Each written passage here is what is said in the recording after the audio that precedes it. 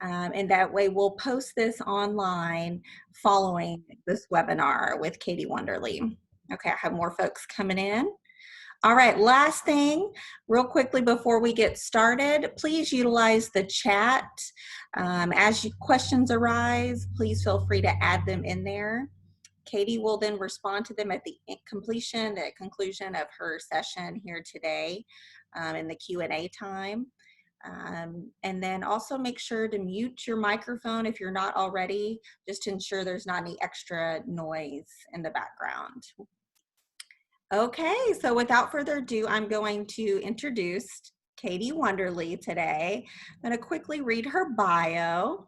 So Katie Wonderly is a fourth-year Oklahoma teacher making music with 650 of her favorite musicians. And I may mess this up, Two Lakes? Yeah. Okay, elementary and Putnam City Schools. She graduated with a bachelor's degree in vocal music education from Oklahoma City University in 2015 and has completed 2 summers of master's coursework in Kodali pedagogy at the University of Oklahoma. Katie is a member of the Organization of American Kodali Educators, National Association for Music Education, and the National Education Association.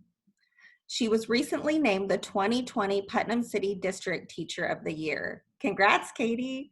Thank you. Katie connects with educators and community members through social media platforms, like I mentioned, under the username Miss Wonderly Makes Music. She is known for innovatively sharing her journey as a young music educator, featuring favorite resources, classroom decor, lesson ideas, tech tips, and more. Through these platforms, she has been able to communicate and collaborate with educators across the world. Katie believes every classroom should be a place where creativity, community, and diversity are embraced and encouraged. She strives to teach in a way that ensures every student leaves her room knowing their voice matters and that they are an essential part of the ensemble. So without further ado, I'd like to welcome Katie Wonderly. Thank you so much. So today we're talking about innovative leadership and what it takes to be an innovative leader. But before we do that, Tiffany already introduced a little bit about me, but I want to tell you a little bit more about my time at OCU. Like she said, I graduated in 2015 in December with a degree in vocal music education. And while I was at OCU, I definitely fully embraced the unofficial tagline, overcommitted university. It was a huge part of who I was. While I was at OCU, participated in the honors program, religious life, was a member of Alpha Chi Omega, was president of Kappa Phi, and president of the American Choral Directors Association, which was the music ed organization before CNAFB. While I was at OCU, I was also able to volunteer as a music teacher at Positive Tomorrows, which is Oklahoma's only school specifically for homeless students. And it was during my time at Positive Tomorrows that I really started to discover the true passion behind why I wanted to be a teacher. I knew I wanted to serve students, but it was at Positive Tomorrows that I kind of really figured out in what way I wanted that to happen. And I'm going to go into that in just a little bit. So, innovative leadership, what is it? Innovative leaders are creative visionaries who have big ideas and, most importantly, can motivate people around them to turn those ideas into reality. So being an innovative leader isn't just about yourself. It's about using the skills that you have and motivating others around you to embrace their own skill set and use them. So how does that happen? The first thing you have to do is pursue your passion.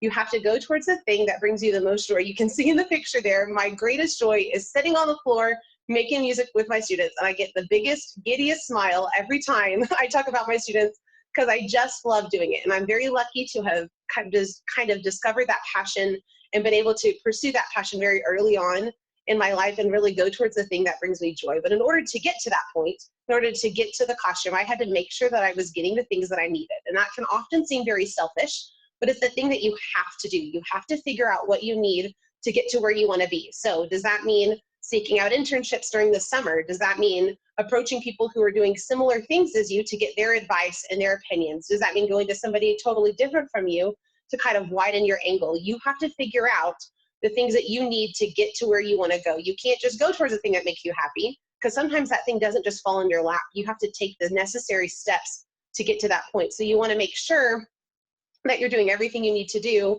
to bring yourself to the thing that gives you the most joy. Because once you're in that moment, that moment of just pure joy where you're just doing the thing that you love to do, that's where you really shine. When people start to really take notice of you because you are just living out your passion for others.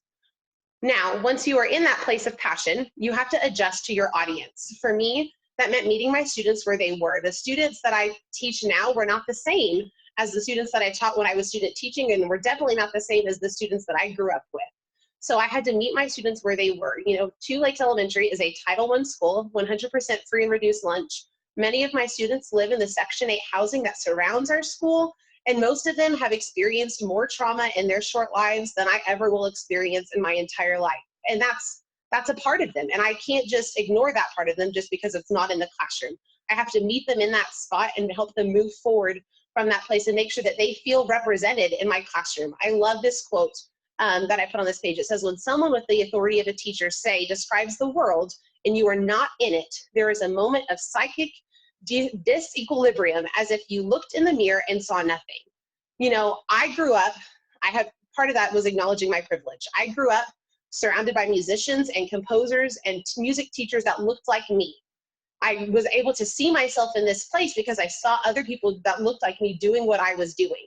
And that isn't always the case for my students. You know, how can I expect my student body, who is 64% Black and 14% Hispanic, to want to pursue music if the only musicians we're talking about are dead white guys in powdered wigs? It's just not something that's they have to see themselves in the things that I am teaching.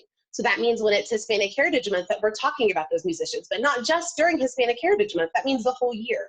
We're not just limiting to Black History Month to February. We're talking about Black musicians the whole year. I have to acknowledge the place of privilege where I come from and make sure my students feel represented in our classroom.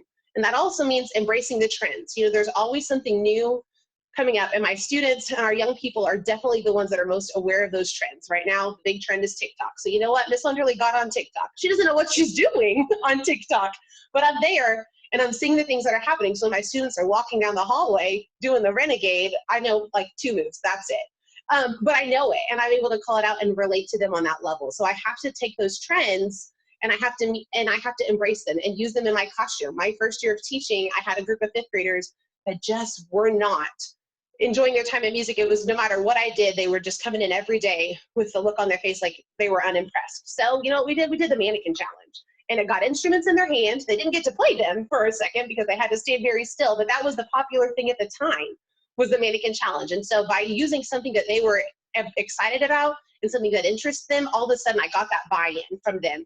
And from then on, things were perfect, but I had related to them on their level and they were able to meet me in that place as well. This year, our staff as a whole decided to create mission statements for our classroom. And these mission statements we created were framed and hung outside of our room. And it was really a point for us of making sure that we were doing what we said we were going to do. So it was a point of accountability for us. We were told that whoever walked by our classroom should be able to see this mission statement in action at all times. And so here's a mission statement that I wrote for my classroom. It says, this music room is a place where creativity, community, and diversity are embraced and encouraged. I will ensure that every student leave this room knowing their voice matters and that they are an essential part of our ensemble. And although I didn't create this mission statement officially until year 4 of teaching, it's these feelings and the sense of community that has really been one of my strong points from the very beginning of teaching. I knew that I had to create this community within my classroom. And that happened from day one. My very first day of teaching, had a 5th grade class walk into my classroom, and I knew from the very beginning that these students were only going to spend 40 hours with me at all. I see them once a week for 55 minutes. By the end of the classroom, by the end of the year, I would maybe get them for 40 minutes. And it was, or 40 hours, sorry. And it was, so I knew that I had to do what I could in those 40 hours to not necessarily teach them every single thing I wanted them to know about music, but to make them feel like they could pursue music and enjoy it and that they were a part of our community. Well, this 5th grade class walked in on the first day, and I had all of these posters around the room that had different questions on them. Like, what do you love about music? What do you not like about music? What are you excited about this year? What do you want to learn? What did you not like about last year? I had several questions just to kind of get their ideas and make them feel like they were a part of this process of creating this community. And I had this stack of sticky notes setting out so that each one of them were going to get some sticky notes to write their answer and stick it up. Well, during my introduction, I was talking about myself and we were kind of doing those get to know you activities. I looked over and their sticky notes were gone. they had disappeared. I had seen them 10 minutes before the students walked in, and all of a sudden they were gone. And I didn't know which student had motivation to pocket those sticky notes. I didn't even know these students' names at this point. But I knew that in that moment, I had to react in a way that was going to start establishing trust in that classroom and creating that community. And so it wasn't yelling at students. It wasn't investigating who stole them. I don't even really know where this idea came from. In the moment, it was just kind of reacting. But I looked at my students, and my most dramatic teacher voice said, "Oh man, we were going to use these sticky notes for this activity. It was going to be awesome," like really trying to hype it up for them. And I said, "We were going to use these sticky notes, but now they're gone. And you know what? Maybe I misplaced them. I'm going to go to my desk. I'm going to see if I can find them. If you see them, let me know." Within 2 seconds, I'm at my desk, and some student goes, "Miss Wonderly, they were right here the whole time." And they put them back. I don't even remember to this day who that was. I didn't in that moment question that student or ask where they or how they found them. We just celebrated what had been lost and that it had been found in that moment. And it was in that time that we started establishing trust and building that community within our classroom where they felt like they could be a part of it and that it was theirs to be a part of. But part of creating that community is not just establishing trust within your space. You have to show up outside of that space too. For me, that meant going to students' basketball games, going to soccer practices, taking them to dance practice when their parents couldn't go because they were working.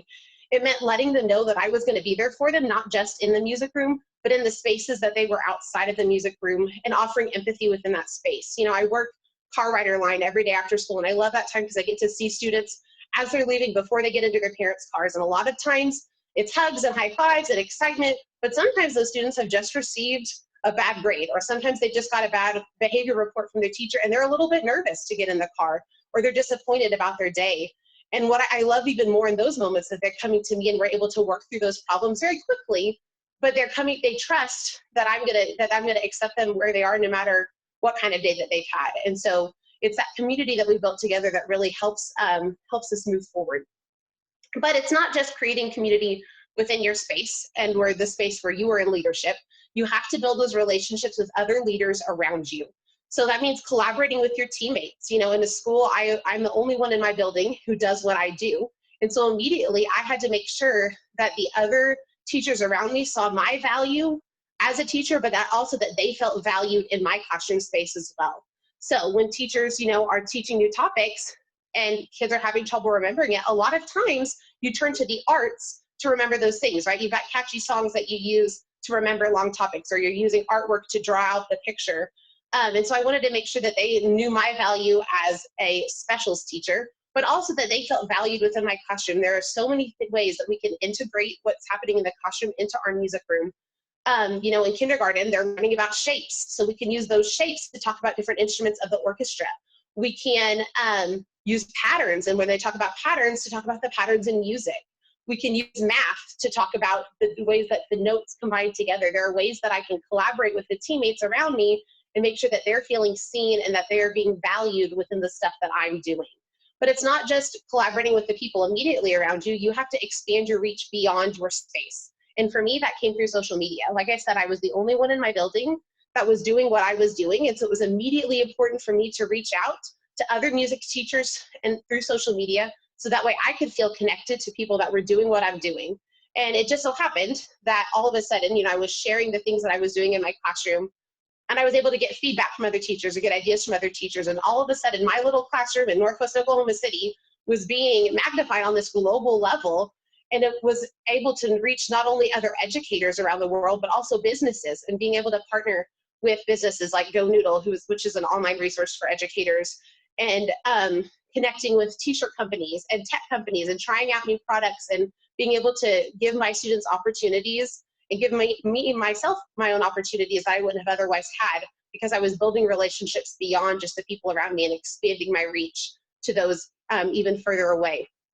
And through social media, I was able to spark creativity. I use those skills that I have. I came into this time specifically with the COVID-19 and working from home with a skill set already in place. I love being creative. I love designing things, and technology is something that has been a part of my whole life. But I can't just use those skills for myself and for my students. Part of being an innovative leader is using your own skills and empowering those people around you to use theirs as well. One of my most recent bulletin boards that I created was for Black History Month, and I made this big display with all of these records specifically featuring Black musicians, and I posted a picture of it on Facebook, but not just a picture of it, I posted a video as well of the whole process of how I created it, so people could really get an idea. A lot of times you see those big things, and say, there's no way I could do that, how do I do that? But by breaking it down for people, all of a sudden they realized they could do it too. And very soon, not only did my own video reach 5.5 million people, but there were other teachers all over the world that were recreating that for their classrooms and their students. So my reach was not just my students, it was people all over the world. And so that has, it's been really important to me that I'm not just using these skill sets for myself and for my students, but that I'm empowering other people to use theirs as well, or teaching them how to use them. If you're on my Instagram, you'll see a lot of tutorials on how to do things, especially right now. A lot of teachers are doing these kind of things for the first time. And so I can use my own creativity and my own skills to help spark ideas into others so they can use them during this time. But it's easy to share the pretty things, right? We all love to look at the pretty social media with a picture Pinterest perfect classroom. And let me tell you, I love my Pinterest perfect classroom more than anything. I do. But it was important for me that people in the community didn't just see me as this Pinterest perfect teacher, because I'm not.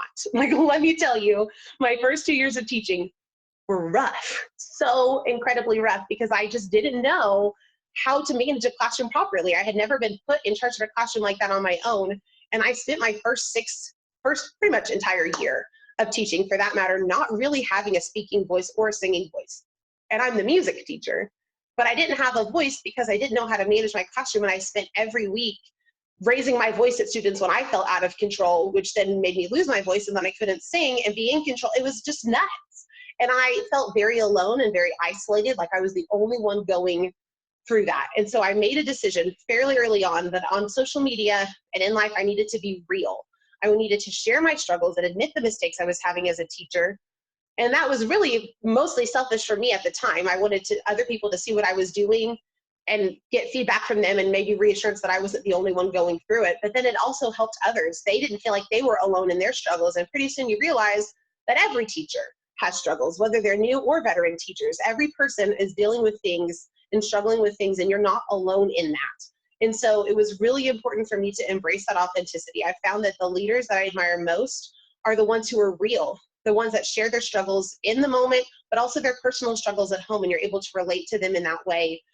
So it was very important to me that I was being authentic in my leadership and not just sharing the pretty Pinterest perfect things, but that I was sharing the struggles, because we all struggle, and there's nobody in this life that is just this perfect human being of a person. And so I needed to make sure that I was seeing on all sides and not just that one. I was also able to use my this platform to elevate other people. You don't need to reinvent the wheel. You don't. There are plenty of people doing the things that you want to do and doing it well. And you have skill sets that you can use to create things on your own. But if someone is already doing something well, use it. I thank goodness for teachers. There are things like social media and Teachers Pay Teachers that I'm able to use bulletin board ideas and worksheets and from other people and fit them, of course, adjusting them to my audience, but able to use them. I'm not having to create everything on my own. As a fourth-year teacher, there are still plenty of things that I'm learning and plenty of time that I don't have to create everything from scratch. I enjoy creating some things, that's for sure, but you don't have to reinvent the wheel. You can use other people's ideas. And I was able to not only use their ideas, but also elevate them and share those ideas with others. So that way I could expand their reach to people that maybe they hadn't reached before. You also have to search for the strengths that are around you. You'll see at the bottom, there's a picture of one of my students. Her name is Izzy. And let me spend a little time telling you about Izzy for a second. Izzy was a third grader when I first got to Two Lakes. And just from the get-go, she was just one of those students that I could tell had a passion for music. I didn't quite know exactly where that passion was or what her skill set was, because I was just trying to get to know 650 new students. But I just knew there was something special about Izzy. And I got to see her in fourth grade. She joined choir and was definitely a leader in that field. But at that time, your fifth graders are kind of the leaders. So I was more focused on them. And then eventually Izzy moved her way up to fifth grade. And all of a sudden, she just blossomed. She was playing cello. She was participating in choir. And I really saw her kind of live into her own love of music. Well, she walked into my class one day during choir and said, "Hey, Miss Wonderly, you know that song Rise Up that we're learning? I figured out how to play it on piano." And when kids tell you they know how to play stuff on piano who have never taken piano lessons in their life, it's really easy to just kind of write them off. Be like, okay, Izzy, go sit down. And I was busy and it was crazy and it was the morning. And so I just kind of said, we'll talk about it in a second. And so we went through choir and we practiced all of our songs. Afterwards, I was like, maybe. So I called Izzy, said, Izzy, come here. And she sat down and she played it perfectly. Like, she didn't know any of the names of the notes on the piano, couldn't tell you A, B, C, and none of that. But she had heard the music, sat down at her own piano at home and figured out how to play it. And it was in that moment that I saw a strength in her that I had not seen before.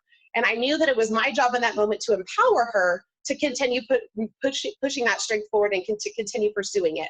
So I looked at Izzy in that moment and I said, you have 1 month. This was April of last year. And I said, our concert is in 1 month. I said, I want you to play our concert.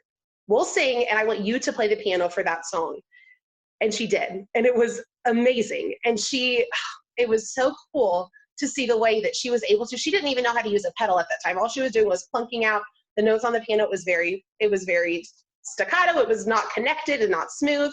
But I could see that there was something in here that it was just a little bit of work she could do. So I spent some time with her practicing those things and getting her to a point where she could do that. And she went on the next summer to enter some local talent shows and won a talent show with a whole bunch of adults competing. She recently auditioned for America's Got Talent. Now, we haven't heard any results from that yet, but just this one moment in my classroom with her and allowing her to take that spotlight has just really pushed her forward. And it has been so amazing to just see how one little thing, one time of elevating others can really just empower them to just pursue it for a lifetime. And the final thing, you have to set down the script. Right now, especially, it's not even just setting down the script at this point. At this point, our script has just been shredded. Like, we didn't have a choice to set down the script. All of a sudden, everything that we know, the things that we have been doing, it's not the same anymore. So part of being an innovative leader is that you have to just set down the script and you have to take the risk and try something new. For me in my classroom, that meant that I was not necessarily going by the curriculum that was set in front of me. I was finding new ways to relate to my students and new ways to do that. That very first day of music, with that same 5th grade class where the sticky notes were stolen, at the end of the class, they all walked into the hallway and their teacher was there, and this teacher had looped up with them from 4th grade. So they were just pretty comfortable with her already because they'd already established a relationship with her. And she was asking, like, how did you like it? And this one 5th grade boy, I'll never forget, looks at her and he goes, this teacher is something else. I like it. And from that moment on, that has just been my passion, is that I'm going to be something else. I don't have to be this, cookie cutter thing. I don't have to do everything exactly the way that it was set out for me in an academic book, that I'm going to be something else for my students and making sure that they're getting what they're needed, getting what they need in whatever way that means. So, COVID-19, literally, like I said, we're all having to set down the script and try something new. All of a sudden, my music room was taken away from me. Right now, you can see this is my at-home music room. I decided very quickly that it was time for me to put all of these steps into action. I had to figure out a way to bring music to my students because that was my passion. I knew my passion was giving students something that they didn't already have. So I knew I had to give them music. That was step number one. And how I was going to do it. Well, I had to adjust my audience. My audience was no longer right in front of me. The only way I could reach them was through a screen. And so I had to figure out a way to reach them in this new way. For me, that meant going live on Facebook. I had already created this community within my students. I needed to show up for them in this new way. And I had built relationships with people through social media. So that was the easiest way for me to make that happen. So I decided to go live on Facebook. And the second week, right after spring break, I started hosting a live weekly music class.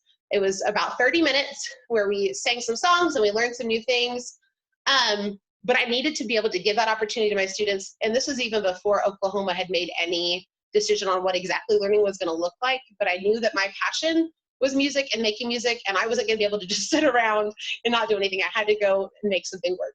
So by doing all of that and sharing my process of making that happen, I was able to spark creativity in others. Music teachers all over the world were doing this for the very first time. And so a lot of them did not come in it with the advantage of having technical experience, of having this creative spark within them. And so I was able to use my platforms of social media and phone calls and Zoom calls with my own staff members at Two Lakes to really help walk them through this process and kind of give them ideas on how they could make this their own. But while all that was happening, I had to embrace the authenticity, and I had to embrace the things that I was feeling. I was confident in what I was doing. I was enjoying what I was doing, but there were moments of fear. There were moments of stress, lots of moments of stress, and there were lots of moments of sadness. And I couldn't just ignore those and pretend like I had it all together, right? I had to really embrace the fact that I'm sad. I don't get to be in my students. Obviously, I'm a music teacher, and while this is fun and exciting and this new adventure that I'm on, like, I would much rather be in my classroom with my students. One of the joys is seeing them smile and hearing their voices, and I don't get to do that right now. So I had to embrace that and be real in those moments, that it wasn't just me moving forward and doing this awesome new thing, but that there were still moments of stress and sadness among it. I was also able to elevate others. I didn't want to have to reinvent the wheel and have to create this whole music class all on my own. There are plenty of YouTubers and book publishers and musicians out there already creating content. And I use it in my classroom all the time, but when you're putting it on a live feed publicly for others, there's a lot of copyright issues that come with it. And so I really set out to, I wanted to include these things in my online lessons. And when I emailed these people, I really set it forth as wanting to elevate them and the things that they were doing, so that way I could share it with students all over the world. And by doing that, I received some no's. Not everybody said yes to sharing their things, but a lot did. And I was able to include some really unique music experiences for my students, things that we experience every day in our classroom, but they might not have been able to experience online because of copyright issues. But people are so generous right now in offering those things and allowing others to share their ideas. So by setting down the script and trying this new way, I was able to reach students, not only my own students all over the world in this new way, right? I had this platform of social media that was not just for Tulix, it was for the whole world. And all of a sudden, students in Australia and Mexico and Canada were watching me teach music, which is wild. I still am a little shocked to this day that it's happening. But at this point in our lives, it was the only choice that we have. We have to set down the script. We have to find new ways of approaching learning and approaching whatever we're doing. Nothing is the same as it was a month ago. These are unprecedented times for everybody. So my challenge for you today is, what can you do with what you have, where you're at, to innovatively lead those people around you, helping them be confident in pursuing their own passions and purpose. And now we have time for some questions, but before we do that, I wanted to go ahead and put on my contact information for you. So if you want to reach out to me through social media, I spend most of my time on Instagram, but I have a Facebook and YouTube account as well. If you have any questions, definitely leave them in the comments here, but if there's something that you think of after the fact, you feel free to email me as well. Are there any questions? You can either put them in the chat or hop on. Can I ask you a question? Please. I was supposed to go to another Zoom meeting, and I just was so taken with you, I couldn't leave. Oh. So thank you for being here with all of us today. So we've met in person. I don't know if you remember that. So I work at OCU, and I love my career, and COVID-19 has kept me at home with some of my family members who are young. And as a teacher, could you provide any insight for either folks who, when they get back to the classroom, or those of us who might be home with little ones, what are your tips when you are trying to control a situation and you have some little ones who don't want to listen? Oh, that's a good and one. I want to ask this of anybody who has an answer. Well, I will say, first of all, that has one of the privileges that I've had during this time is that I haven't had little ones around. So I will say that all of these things that I've been doing and the success that I've had is because I'm here by myself having to do something. So kudos to you, first of all, for doing the things you're doing while having little ones around. I don't know. I think that a lot of times, and of course, I come from this from the perspective of not raising actual children. Like, I have children in the classroom and I get them for 55 minutes, which is how I enjoy them. I love the fact that I have 55 minutes, and if they're joyful 55 minutes, it's great. And if it's terrible, then they're out the door and we can move on and try again the next day. But I think that that's maybe part of it too, is that in that moment when there are students or children not listening to you, I think that a lot of times we just have to take a step back. And a lot of times it's redirection.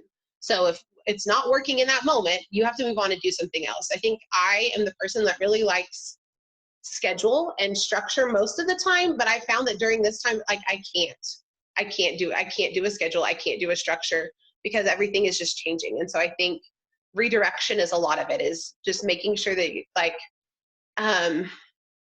if whatever's not working in that moment, like you can't just keep pushing towards that thing because it's not going to work out. Like you've got to try something else, maybe getting them excited about a different activity or just moving to even a new space. I think can help a lot with that. I really appreciate that. And it's, I think for me, helpful to hear that from somebody who's not necessarily as attached to the children that I am attached to, because it helps me bring in a part of my brain where it's like, oh yeah, these are like expert opinions and that I need to like start practicing in my home. So I thank you for the opportunity to take your work experience and start applying it to our work from home and childcare situations. Absolutely. Thank you, Katie. You're so welcome. Katie, I do have a question. Yeah. In regards to this whole topic of innovative leadership. So, you know, from working with students from possibly low-income backgrounds and lots of different challenges, societal challenges, that not everybody may have access to these online resources. How do you then sort of work with that or combat that from making it seem like it's something that's their problem, right? Like, how do we then bring them to our space still without physically being in space together? Absolutely. I think that's especially difficult right now because without being physically together, a lot of the only ways they can connect is online. And for that, that is an issue for a lot of my students and a lot of our families, specifically within Putnam City. I can speak to what Putnam City is doing in that they have an online resource and database that they've set up with weekly activities, but also every Monday through Wednesday are passing out paper packets at every school. So there are lunches and meals available every day, Monday through Friday, but during those Monday through Wednesday lunch periods, our principals and occasionally some other staff members are at the school doing those things, and they're passing out those packets for paper packets. And I was there the other day, and there was a teacher or a parent that drove up that was like, this online thing is just not working for us. Because even if it is available to them, sometimes, having students stare at screens all day doesn't work.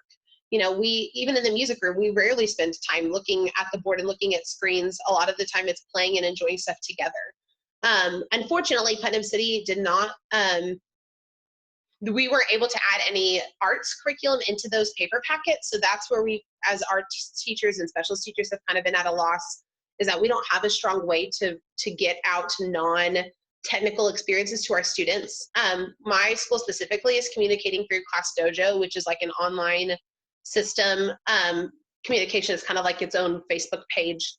And so every day, different specialist teachers are posting a different activity. So today's Wonderly Wednesday. Today's my day to post music activities. And even though I'm releasing it through technology, I'm trying to make sure that not every activity they can do is related to technology. So one week it was creating instruments with things you have at home. It was walking around and finding sounds around you. But I think that at this point, it's really hard to not release things solely through technology, which is a problem. It's an equity gap that we have, that we are still, I think teachers all over are trying to manage how to make that happen. Because I'm lucky that Putnam City is not having us do online class every day of the week, but there are teachers in other parts of the country that are doing that. And so it's hard to manage.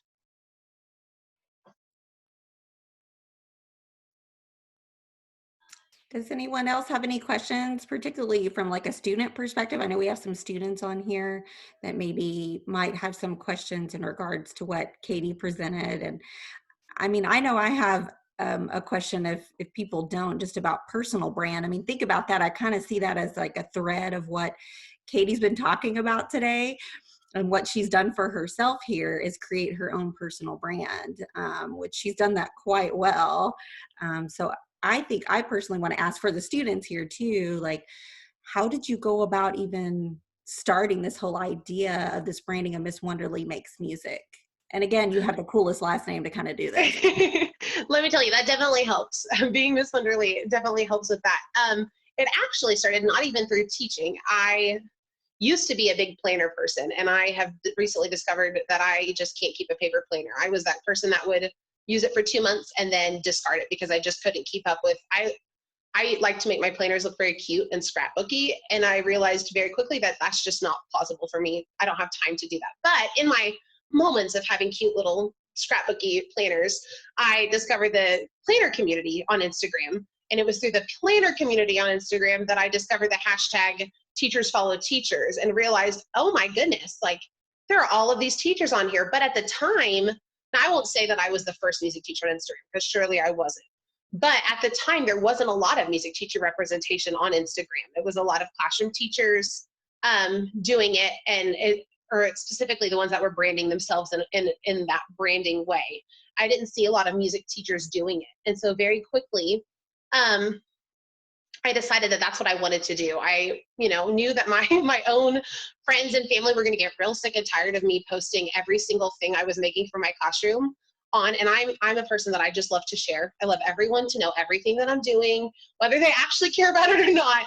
I love to share ideas, and I love to post ideas. And my Instagram used to be ridiculously filled, my personal one, with all sorts of things. And it's slowed down some because now I just post them all on my teacher page.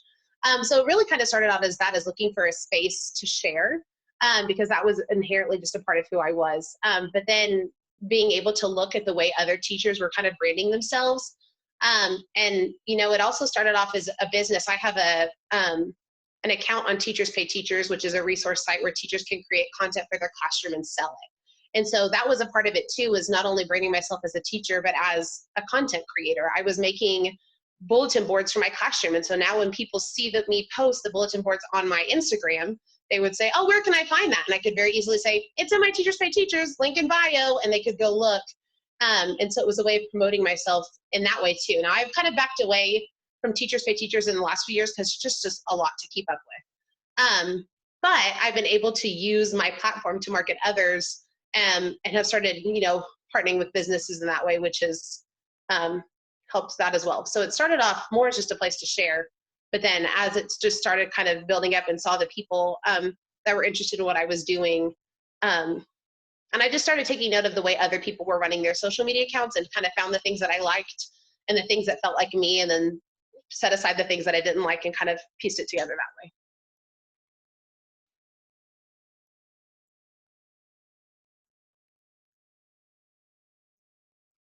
Anybody else have any questions? I do have another one if not.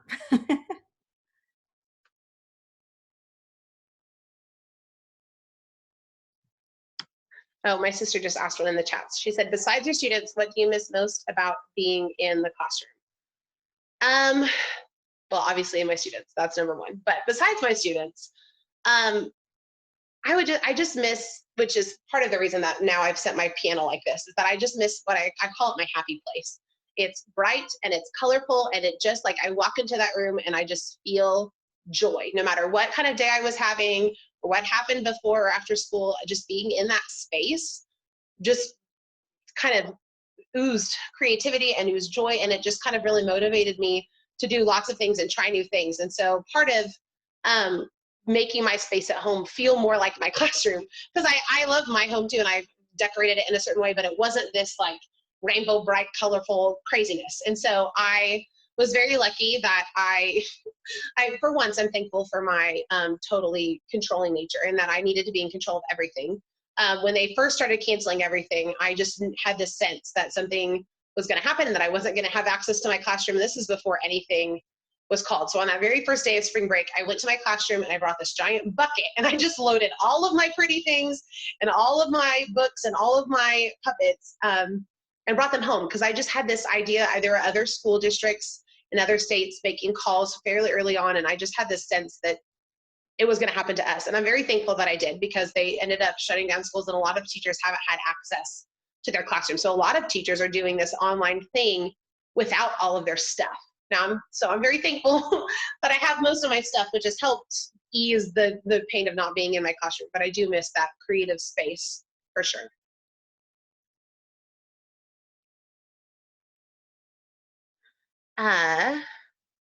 What motivates you to be innovative during these times? Remote, very isolating. We can easily get beat down by being socially isolated and not having our usual physical spaces and community together. What motivates me? I think that I just knew that I had to do something. Like, I'm just that person. I don't sit still very well. And so for me, I just had to figure out this, and I get really excited about new things and trying new things, and get less excited when they, start to fail and fall apart. But it was just that excitement of like figuring out how I was going to do it, what I was going to do. And when I get into my like project mode, it's like, there's nonstop. I work very much, I'm a 0 or 300% kind of person. So either I don't do it at all, or I do it like to the full extent, which is not always the healthiest way to live your life, that's for sure. But it's the way that I work. And so once I got this idea in my head that I was going to do this class in this way, it was just go for it. Whatever it was going to take to make it happen, was going to make it happen. So that's, for me, I just knew that this kind of creativity and technological space is a space where I thrive. And I do recognize that that's not the same for everybody, but I came into this kind of already at a place like set up for success, if you will. And that is a place of privilege for me, that I had already had these creative and technological experiences coming into that. And so that's why I tried to do my best to kind of share my knowledge in that way to help others reach that point, because it is a place that I was kind of already in before it started. Can you talk more about finding your passion? When did you know you wanted to teach music? For students who don't yet know what their passion might be, what would you recommend they think about or do to help identify that? Music has always been a part of my life, and I've always known that I wanted to pursue music in some way. For the longest time, I just was determined that I was going to be a Broadway star. I knew about Kristen Chenoweth very early on because she was from Oklahoma. And I knew that she went to OCU, and decided very early on that I was going to go to OCU and I was going to be a Broadway star, and I was just going to run the whole world and sing for my life on stage. And I just knew that that was the way that was going to be. But if I look back at all of the other experiences in my life, aside from thinking that I was going to be a Broadway star, it really was very apparent early on exactly what I was supposed to be doing. One of my favorite stories to tell is that I have a 5-year-old All About Me page from my kindergarten or pre-K class. And it says, what do you like to do most? Or what is your favorite thing to do? And I listed playing with little kids. I was 5. And my favorite thing to do was playing with little kids.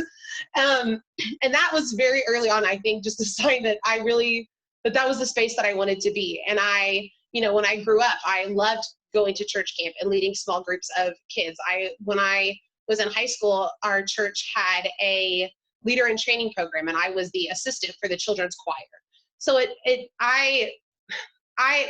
it's a place of privilege. I'm very lucky that I kind of had all of these backgrounds that kind of, I feel very much that my path has led me exactly to where I need to be. And sure, there have been some strays. There were some things in college that happened when I thought, oh no, I can't be a music teacher. I don't know anything. I don't know what I'm doing. But had some very, very great professors and advisors that kind of helped calm me down and refocus me and realize that I was in fact on the right path. But I think that it's always just kind of been a part of who I was. I realized very quickly, though, that thankfully wanting to be a Broadway star and wanting to act and do all those things was not for me, but it very much translates to the classroom, because let me tell you, teaching kindergarten music is basically like putting on a show every day. So luckily that experience has translated well in that sense.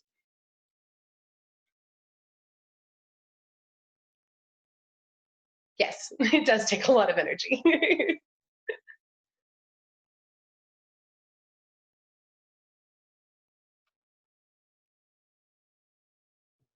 All right. Are there any other questions while we have Katie right here, right now, from the audience?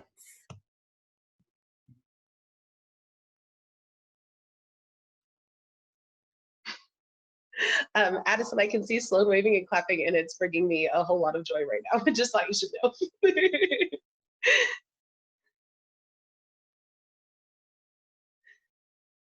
She's such a cutie. She's enjoying the webinar too. Oh, All right. Well, I guess since there's no more questions right now, we'll just give Katie a big virtual applause and thank you. Yeah. And thank you so much for being here and sharing your passion and motivation and all these tips with us. We greatly appreciate your time on such a stormy day here in Oklahoma City. I know. But you're bringing a ray of sunshine to us on this very gloomy day. So we greatly thank you so much. And make sure to follow her at Miss Wonderly Makes Music on all of her various social media platforms. We will be posting this webinar online at the conclusion of this. And Katie, if we have your permission, we'd love to post your presentation, your PDF as well, if you're okay with that. Absolutely. Okay, then we'll post that on there. So, okay, everyone have a wonderful rest of your week. Thanks for being here with us on this Wonderly Wednesday. I really like that. I love it.